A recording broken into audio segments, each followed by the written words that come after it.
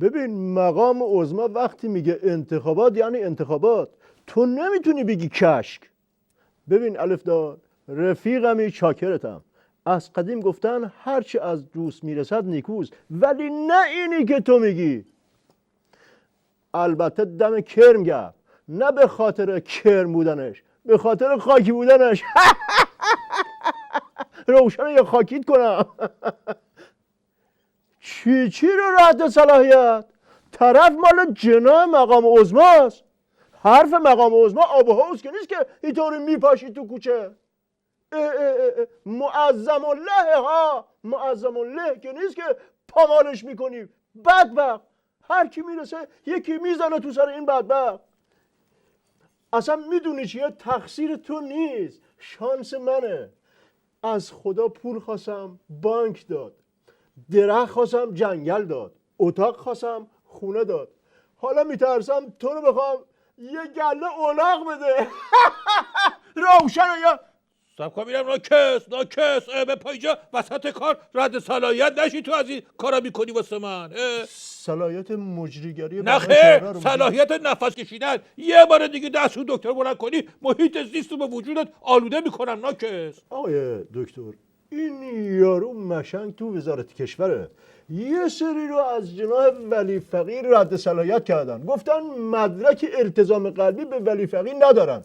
این مدرک رو از کجا باید بیارن؟ علی مطهری رو حذف کرده طرف. به این یارو مردک بگو از این مدرکتر طرف رفته ثبت نام کنه، همه خفت و خالیش هم به جون خریده دیگه چه کار بکنه برای ولی فقیر؟ مرحوم ابوی همیشه میفرمودن بزن بهادر، عرض می‌کردم بله، میفرمودن که یارو اسبه زنگ زد به سیرک، گفت آقا شما برای سیرکتون اسب نمیخواین؟ صاحب سیرکه گفت هنرت چیه؟ اسب گفت احمق، مگه نمیبینی دارم با حرف میزنم؟ اسب داره با تلفنی صحبت میکنه دیگه، دنبال چی هستی؟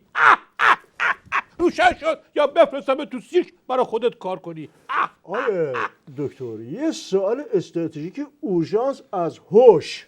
حسین شریعت مداری، برو سر سوال بعدی. آقای دکتر هنوز سوالشو که نخوندم. مرحوم ابوی همیشه میفرمودن بزن بهادر، عرض میکردم بله، میفرمودن که هر وقتی که یه سوسک تو دستشویی دیدی با دمپایی زودی نکوب تو سرش، بی توجه از کنارش بنداز رد شو، از 100 تا پشت برش بدتره.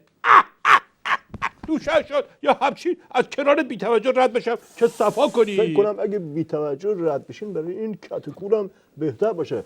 اما نامه بعدی آقای دکتر فیروزآبادی. صاحب کن بینم ناکس، به منم میگن دکتر، به این مشنگ فیروزآبادی هم تو میگی دکتر؟ نه خیر، ویرگولشو نخوندم. آقای دکتر، فیروزآبادی نوشته خوب شد این هارت و پورتامون سر بستن تنگ هرمز رو جدی نگرفتن، خشمشون رو کنترل کردن، وگرنه فکمون پیاده بود. مشنگ فکش پیاده شده، حالیش نیست. شوته از بالا پشت بوم افتاد پایین، ملت جمع شدن بالا سرش، گفتن چی شده؟ گفت نمیدونم والا، منم تازه رسیدم. اینم کار بود ما کردیم تو تنگ هرمز. حکایت اون یکی مشنگ است که گفت اگه منو تهدید کنی خودمو به قتل میرسونم. تحریممون کردن، برنامه 60 کشتی غرق کردن.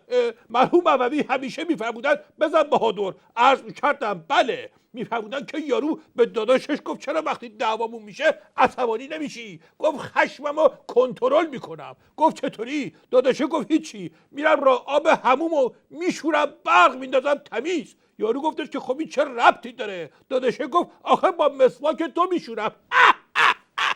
روشن شد یا خشممو برات کنترل کنم.